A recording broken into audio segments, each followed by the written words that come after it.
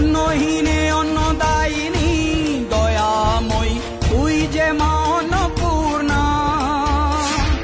সন্তান স্নেহে তুই মা যেন কল্যাণী সম্পূর্ণা। তোর কথা যেন মন্ত্রোচ্চারণ, বজ্র সম কঠিন অনুশাসন।